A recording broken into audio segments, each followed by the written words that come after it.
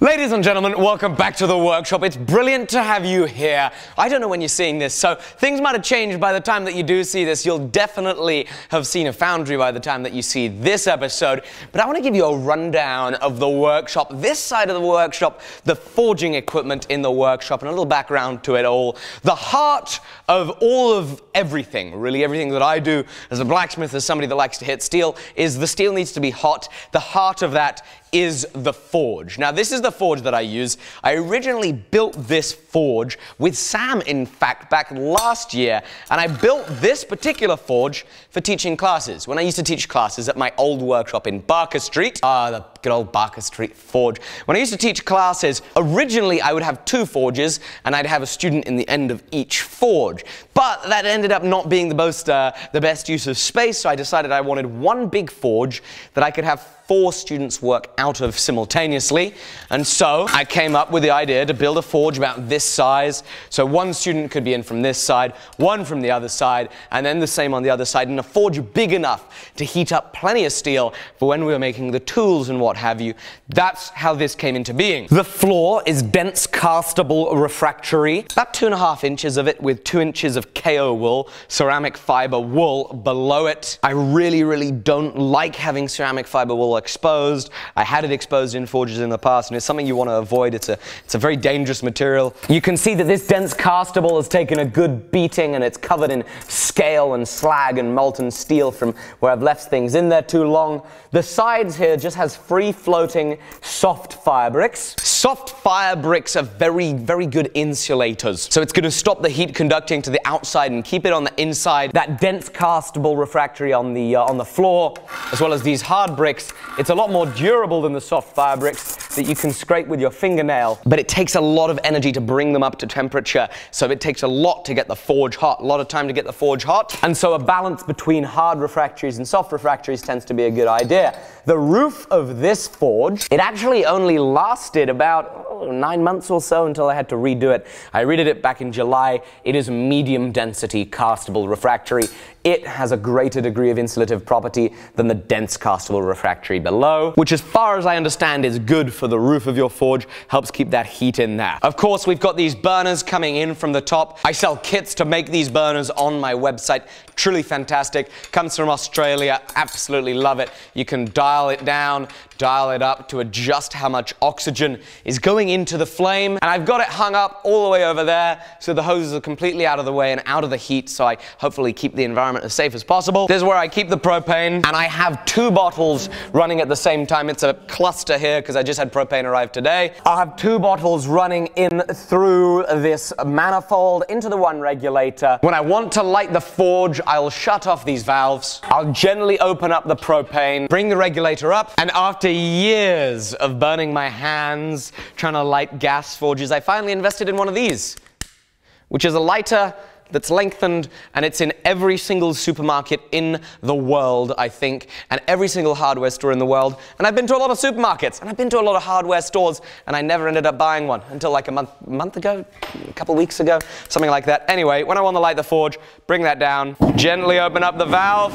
There we go, forge is lit, open them both up, full throttle. When the forge is heating up, of course, I'll keep the heat in with the bricks. Now, you don't want to seal it up completely, otherwise it's going to create a lot of carbon monoxide, which is very bad, which is also why I will open the door anytime I light the forge, and why I have a carbon monoxide detector close, so I can always know if there's carbon monoxide building up, because that means I'm probably about to die, or just go crazier.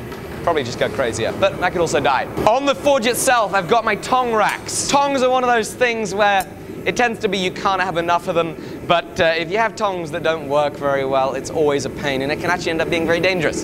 So I like the selection of tongs that I have. I can work small stock all the way up to much larger tongs. I have a variety of different styles. This is called a bolt jaw tongs. These were made by the late Grant Sava from Washington State. This is a wonderful pair of tongs. Here's a pair that was made by Tri-Flicker in Washington State. Here's another one of some of my favorite tongs. These are made by my friend Steve Howell, also of Washington State.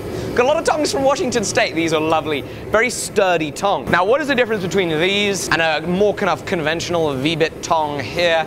The difference is you have enough space for little things on the end of your material, whether it's a bolt, whether it's a leaf, whatever it is. You got space right here, and you can hit more sizes of material with a lesser degree of opening on the bottom end, so they can be a little bit more useful. You'll also see me use a pair of tongs like this. These are Brian Brazil style hammer eye tongs. I learned blacksmithing the bulk of what it is that I know from Brian Brazil, of course.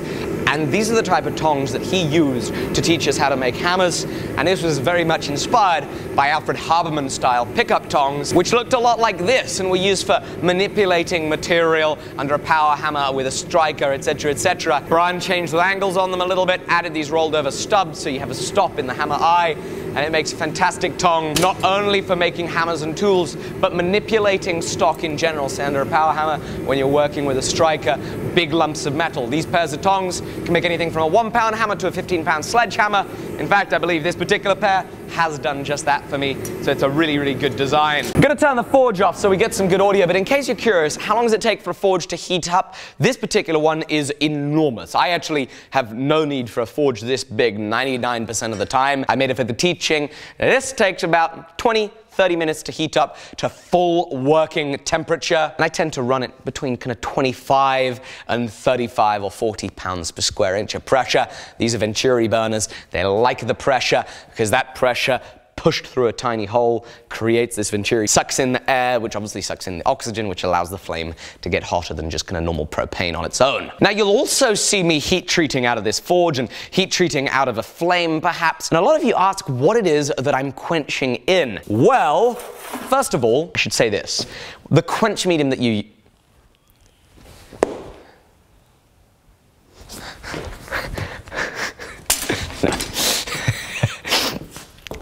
The quench medium that you use depends on the material it is that you're trying to quench and trying to harden. Some steels want hardening in water, some steels want hardening in fast quenching oil, some steels like it in slow quenching oil, some steels want hardening in air, some between plates of aluminium.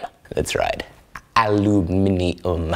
Anyway, the quench medium varies a lot and it depends on the steel. Adding context to that, the steels that I use in the Damascus steel blades that I make is 15N20. That is a steel with 0.8% carbon, 2% nickel, and 1080, 0.8% carbon.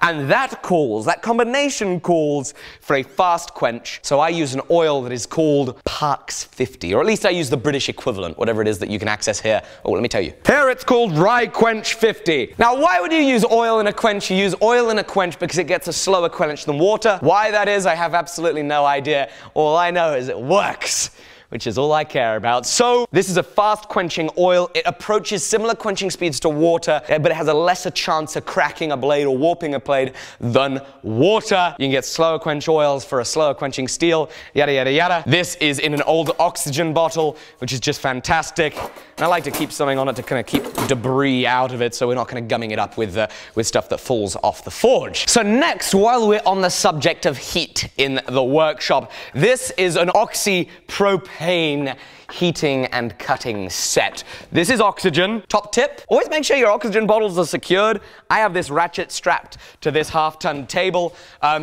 If you want a great way to entertain yourself, type in oxygen bottle neck breaks and then go watch some fantastic YouTube videos of what happens when you break the neck off an oxygen bottle when it's at full pressure. Hint, hint. Lots of destruction. Anyway, as you can see, you end up with two hoses. You end up with an oxygen hose and a propane hose. Why do we have oxygen, this wonderful thing that we breathe? Well, the great thing is that when you pump pure oxygen into a flame of your fuel, which in this case is propane, you get a much hotter flame, which is very good when we want hot, localized heats, and even when we want to cut. Cut? What do you mean cut? Well, of course, if you watch enough of my videos, you'll have likely seen me cut with this. But if you're unfamiliar with some of the processes that there are in metal work, that's right, you cut with oxygen and propane. How does it work? Well, you have this whatchamawatsit, which is the handle, which is how you control the amount of pressure that you have with your propane and your oxygen. You can put on different attachments. This one here is a cutting head. So this head goes on there. You have propane coming in. You also have oxygen coming in, and you adjust the amount of pressure that there is going into this part of the torch. Here, you control the amount of pressure that goes out to the flame, and with the press of this button here, you then allow the full pressure that's in the hose, controlled by this to go out. You blast oxygen through the flame, and that blast of oxygen is able to essentially burn and rust away the material, which is very good. You preheat it so it's almost molten and bubbly on the surface. You blast the oxygen, boom, it's so liquid, and there's such a good blast of oxygen, you oxidize it away, you get yourself a nice cut in some metal. And a torch like this can cut 6-inch solid, provided you have enough pressure, and provided you're able to stand there long enough for it to warm up so you can cut it. You also get heating torches for this kind of thing. You'll see me use this a lot. This gets a much bigger flame, and it's fantastic for getting a localized heat on something. When you want the really localized heat, of course, you'll then end up with a little kind of welding tip like this. Now, oxypropane, that won't weld. If you want to weld with fuel and oxygen, you'll do that with acetylene. However, you find that acetylene is a lot more expensive to run than oxypropane. And really, I've got a TIG welder. I have no need to weld with fuel and oxygen, and I'd probably be terrible at it anyway because I'm bad enough with TIG welding. Anyway, but much cheaper to run oxypropane. The propane is obviously dirt cheap compared to the acetylene, and I hear acetylene can be pretty fun stuff when it explodes too, also. But then again, so can propane. Maybe that's not part of the calculation as to whether you use it or not. And so with that, ladies and gentlemen, I hope you have enjoyed the tour of the heating parts of the workshop. This little side of the workshop that helps things get hot. I hope that you're enjoying your break for Christmas. It's always a pleasure to bring you here in the workshop. Over the next few days, we're going to be releasing some more videos of the fun things in this workshop, little workshop tours, so I can't wait to bring you along for that. Enjoy your Christmas holiday, and I'm going to see you tomorrow on the next episode.